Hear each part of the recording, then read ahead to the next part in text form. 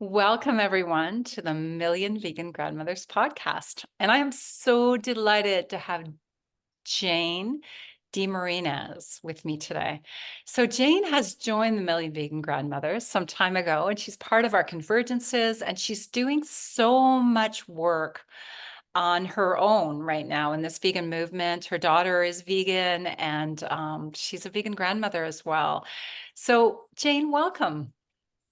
Thanks, Tammy. It's so great to be here. And I enjoyed getting to know you through the Vegan Grandmothers, but also the VCOP from Climate Healers that you're a big part of and helped to organize. Oh, thank you, Jane. The one thing that always stood out every time I see you is you're so professional, you're so organized, and you have this certain level of integrity that you bring to the world.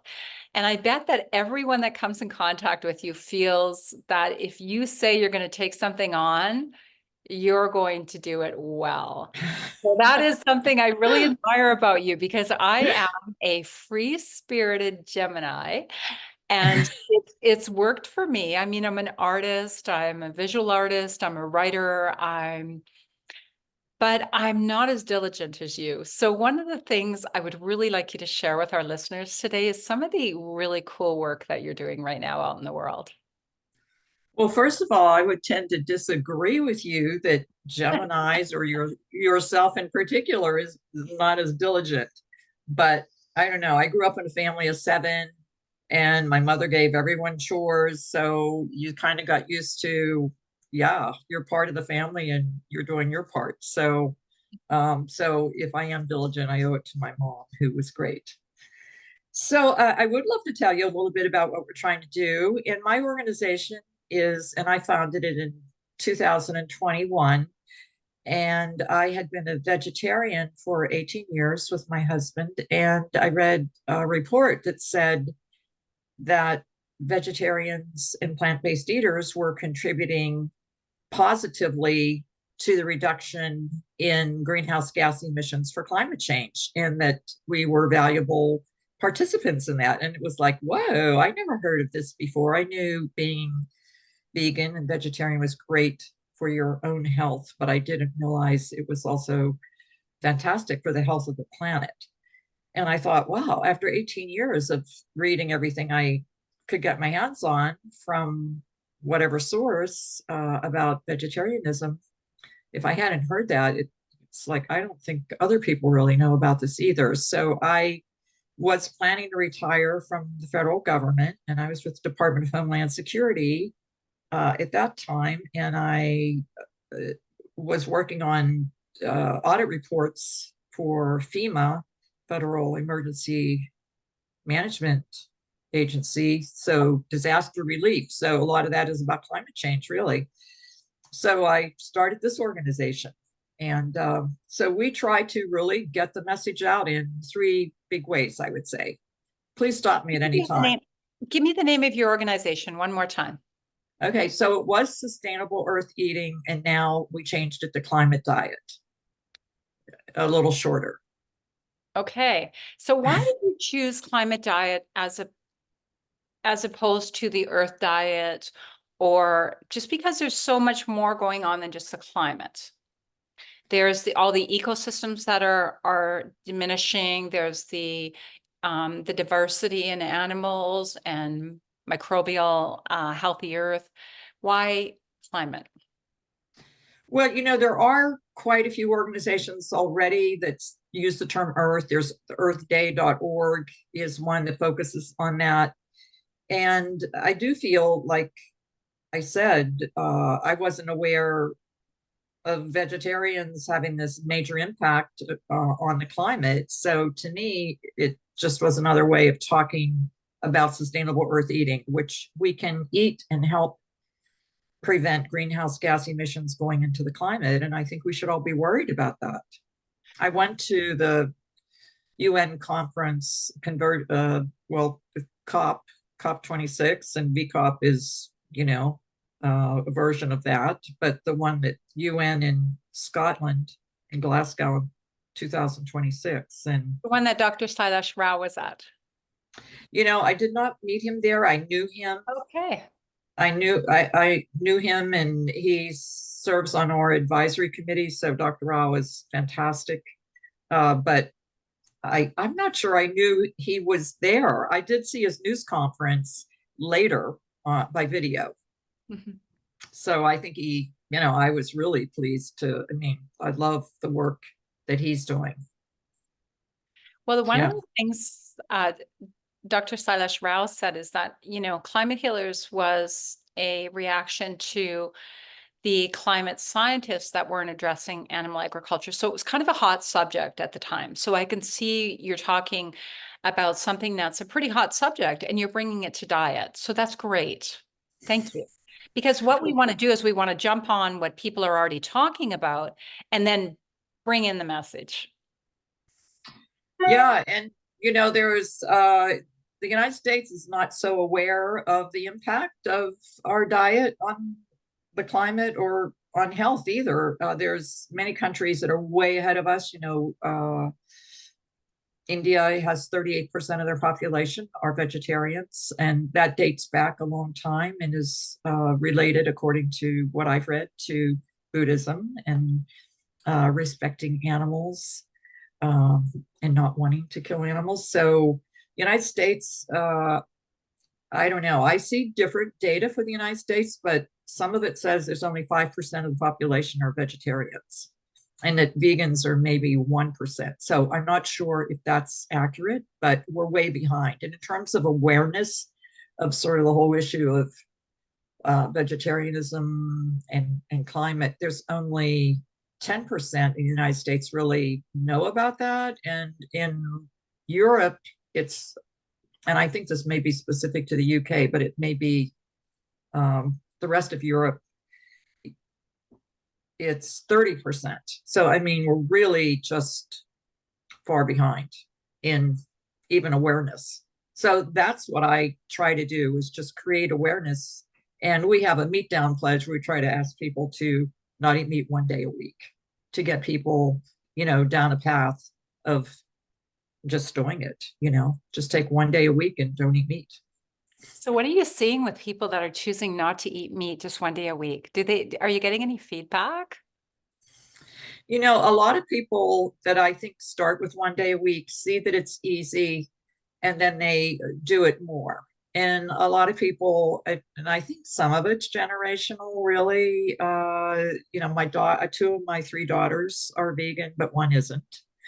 But a lot of people say, I don't eat red meat, or I try to not eat very much meat. So I think a lot of people reduce meat. They don't necessarily stop it, but I think, and there are better alternatives to, we have a chart with the comparing carbon footprints that we put out, and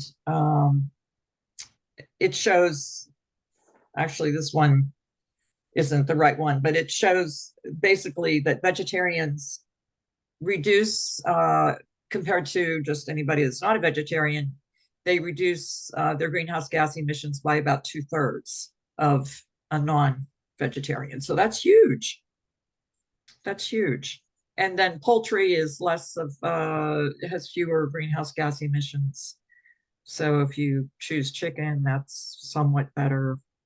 I mean, I'm again vegan, so that's not my plan. But for Well, I hear people there's that more, if you're talking animal to animal, there's more chicken cruelty and chicken and slaughtering and the dairy. So I guess as vegans, we can't really compare one with the other. It's death, it's suffering, it's but what you're saying is that's what they're doing is comparing one with another. But what if we all went vegan for the climate, for our grandchildren? What do you think would happen? What do you think would happen?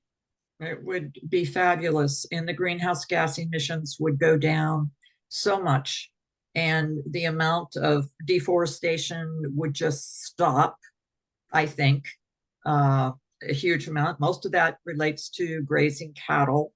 That's a huge problem across the world. It would be absolutely fabulous. But, I think, honestly, I think the new generation will lead us that way. and take us that way. I said two of my daughters are vegan, and my one daughter actually is the reason my husband and I became vegan. He had health issues and had 5 blocked arteries, and no doctor. He had quintuple bypass surgery. He was a runner and he was thin, but he grew up in a family that ate a lot of meat, and both his parents had heart attacks, and no one really talked about what they were eating. And my daughter read the China study and gave us the book, and we read that. We became vegetarians immediately, and then vegans. That's so great. So both of yous weren't well, or just your husband? Just my husband. Yeah. And how long did it take him to reverse heart disease and his He issue? never had he never had an issue after that, but he did. They replaced 5 arteries to his heart, so it was huge, a huge amount of surgery. That wasn't, I don't think that was very fun for him. Yeah, Yeah. he was lucky. He had pneumonia, and he had a chest X-ray. And when they did the chest X-ray, they said you have pneumonia, but you're not leaving the hospital. You're staying until you get all your blocked arteries fixed. So Mhm. anyway, it was really kind of lucky, I Mm. think. So tell us a little bit more about the work you're doing and some of the things you'd like to share with the listeners today. Well, we do try to get the message out. And, once people start learning uh, about diet, I think they think twice, especially for their own health. But even, I think people are worried about the climate. The last Paris Accord from that was a joint, I don't know what you call it, a joint agreement at the COP. I'm not sure which COP it was, but maybe it was one Silas was at and I was at 26, but that came out of one of them. They made an agreement that by, I believe, 2030, they would keep the temperature from going any higher than 1.5 degrees centigrade. And I've read reports that say we've already reached it. Now, I haven't heard that from anyone from the UN and that side, but other people are saying that their climate scientists say that we've reached it. I've just started reading those. So that's disappointing. But getting back to what we try to do, so we, I would say, do things in 3 areas: outreach, and that's largely to media and environmental media and health and science reporters around the country. And we have lists and we communicate to about 3 to 4 thousand of those. And we send out things 2 or 3 times a week. So we have a newsletter and it's called Food is Climate.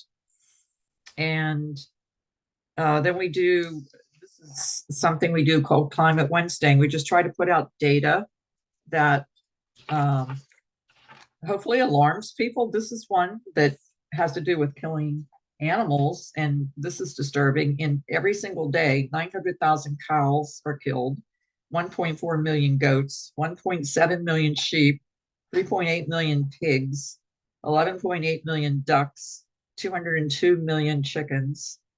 That supports what you were saying about the slaughter of chickens, and hundreds of millions of fish every single day. I mean, it's just disturbing. And we put out other things that we try to get the message in a simple way that says, stop killing the climate by not killing cows. You don't need to kill a cow to get a burger.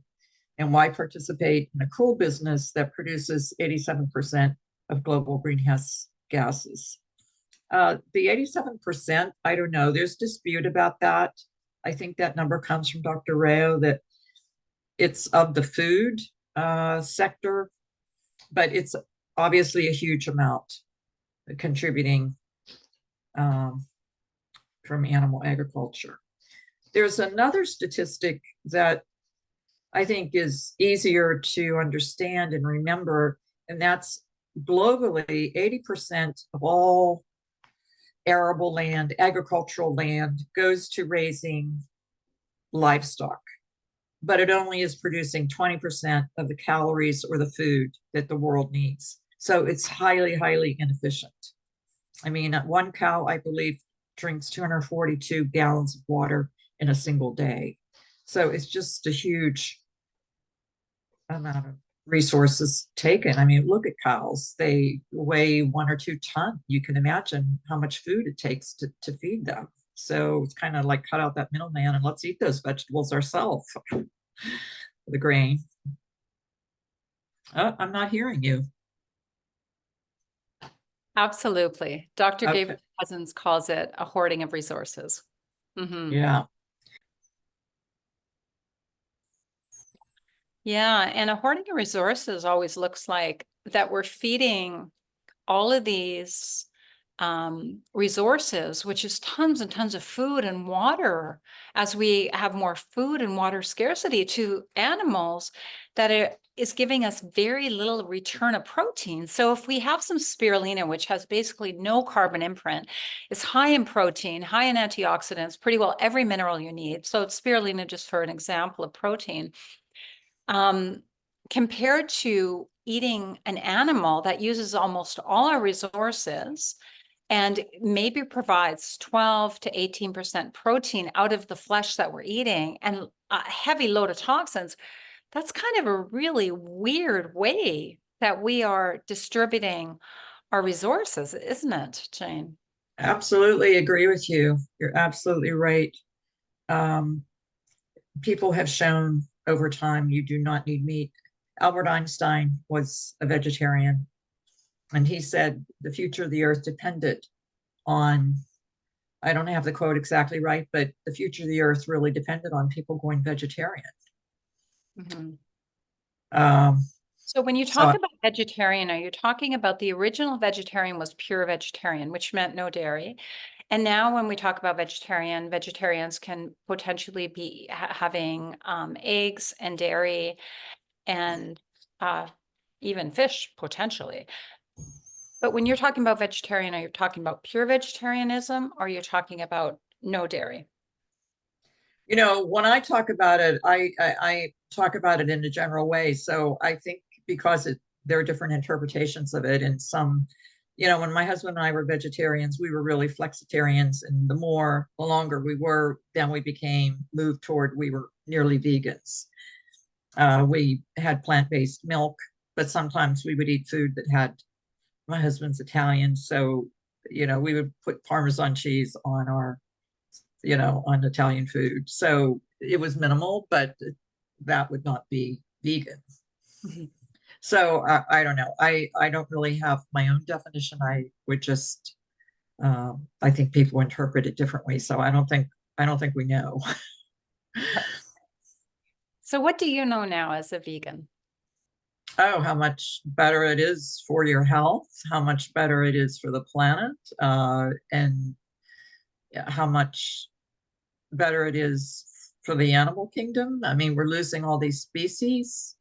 Um, the Brazil, all the land, the deforestation that's hurting the climate there. That's all according to articles that were in the Washington Post about deforestation in Brazil. That said it's all going to raising cattle. And that rainforest has been called the Earth's lungs. And I guess we shouldn't put it on one country to be the lungs for the Earth. We should try to have more forest, but it is a huge, or it was huge virgin forest. So it's disturbing to have that you know, to lose that. The United States is is the largest meat eating country in the world per capita.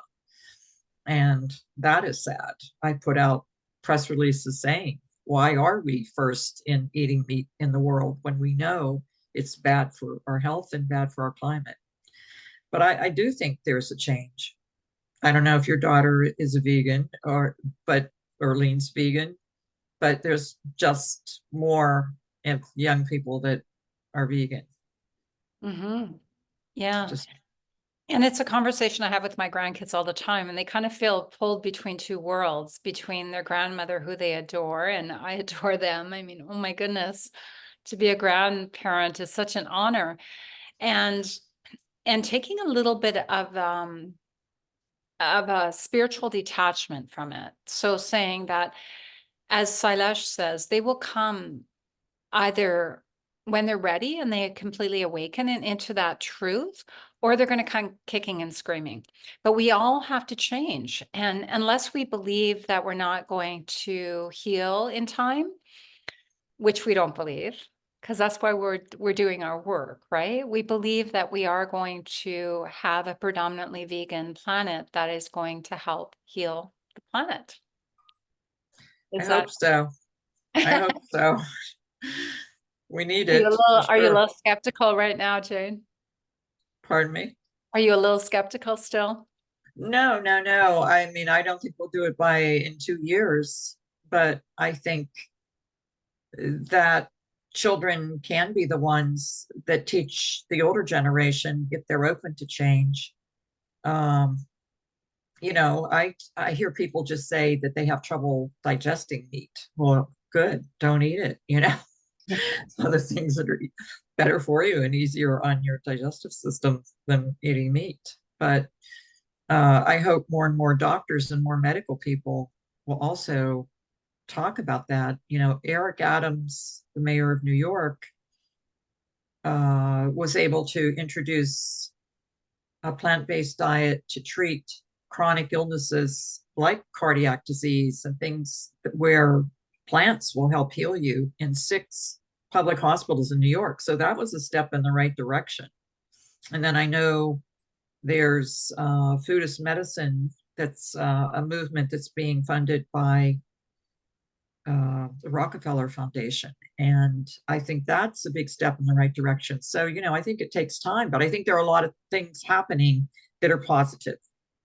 Well, I think since the Rockefellers took over the universities in the 30s and took out nutrition as medicine, I think it's about time they start putting it back. I'm not a big fan of the Rockefellers, but if we're going to tell the truth about maybe they're putting a little bit of food as medicine back after they took it out from Hippocrates' oath many, many years ago. So Oh, I didn't know about that, but thanks yeah, for, a little bit of food for thought in our food for medicine journey. Uh, Nutrition used to be a very big part of physicians' training.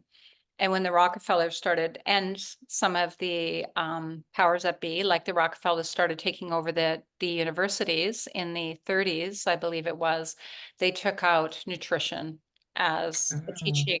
And so physicians just became pharmacologists. yeah, I agree with that. And it's about time to Hmm. change that for sure. I guess they have enough pressure that maybe the money is in food as medicine now, so they're going to switch gears. People are starting to lose their faith in pharmacology. Yeah, definitely. There's too many people taking medications. Hmm. Uh, and use you can use vegetables to heal you. So it's good that started. I don't know how much progress has been made in the medical field. Physicians Committee for Responsible Medicine, I think, has 17 or 19,000 physicians or also nutritionists that are vegan. So congrats to that group for doing their work and spreading the word. So Jane, Do tell you me how, go ahead, Jane. I was just going to ask, do you have any other questions? I was going to tell you some of the celebrity vegans that also are helping to spread the word, I think, Yes, through please their. do. Please do. And after that, I want you to tell me how, as a vegan grandmother, you do deep self-care so that you can keep going. Because I know you do so much work, Jane, for this cause. And I want to know after you tell me about all these celebrities who obviously have to do enough self-care to stay celebrities, if you could tell me how you do your own self-care. So thank you. Sure. So I looked up, and these are just there's a lot, but these are a list of 10, and really it just goes through the D's. There were 50, so that would be a lot to say. But so Alec Baldwin, Brad Pitt, Miley Cyrus, Paul McCartney. I didn't know about that. Jennifer Lopez, Beyonce, Peter Dinklage, Ellen DeGeneres, Moby, and Leonardo DiCaprio. So there are a few others in there that were not D's, but anyway, those are just some, the first part of a list of 50. So, they hopefully spread the word around. I've contacted them to see if they would, we could do something together, but we wrote to a couple and we just didn't hear back. I think, I have to get more well known, or I don't know, maybe they already are doing things. A lot of them live in California, so they may well be doing things in California. But you asked me the question about self-care. So I'm a runner, and I think that's one way to, connect with nature, because my husband and I run near the C&O Canal in Maryland. The Potomac River has a canal next to it that was used for transporting goods up and down the river, next to the river. And there's a trail in between. There's a towpath in between that horses used to walk on and take shipping up to, actually, this is Maryland, but it would take it up to Pennsylvania. But then the railroads came in and that ended the need for that transportation. So it's a great park for people that run. So it goes like 200 miles or 180 miles. So we don't go that far, but we love running there, and it's so beautiful next to the river. So that's one thing that I do. And the other thing is I'm a vegan. So, and, I try to stay, I think the other thing that's important is just staying in touch, with your children and your grandchildren, and just trying to be a good citizen, good mother. And yeah, a good community member. That's all I can think of. Thank you so much for your time today, Jane. Thank you. It's just been my pleasure. I really appreciate your giving me this chance to chat. It's great to be a part of this. If anybody wants to get a free newsletter from my organization, they can go to our website. It's www.sustainableeartheating.org. Great. Sustainableeartheating.org. Thank you very much, Jane. Have a great day. Thank you.